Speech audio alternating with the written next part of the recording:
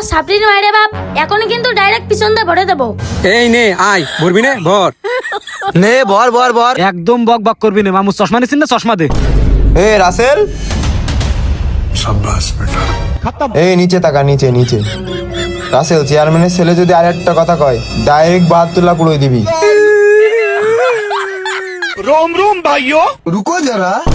এই রে নজেল কনে ঠেকাইছে হ্যাঁ? বস, এর কি 72 লাখ একটা উড়াই দেবো? আরে না, এগের টুনটুনির আগে মূল্য ছিল বাপ যখন চেয়ারম্যান ছিল, বুঝিস নি? আর এখন তো এমনি শর্ট হয়ে গেছে। জাগা মতন ম্যাচিং টাকায় খুব ভালো পাট নিচ্ছি, সময় আমাকেও আসবে, বাপ আবার চেয়ারম্যান হবে, তখন চাইলবা করে ও না আরে মরবি। আপনার একটা অফার দিচ্ছি ভাই, আপনি যদি আমার মামু চশমা কান দিয়ে দেন, তাহলে আমার বাপ আবার ক্ষমতা আসলে আপনাকে একটা সাপড়ি ভাতার ব্যবস্থা করে দেবে। এই আমরা ছাপড়ি ফকিন্নি না, ওসব ভাতা মাতা আমাকে লাগে না, তোদের লাগলি ক। এই জিজ্ঞেস কর।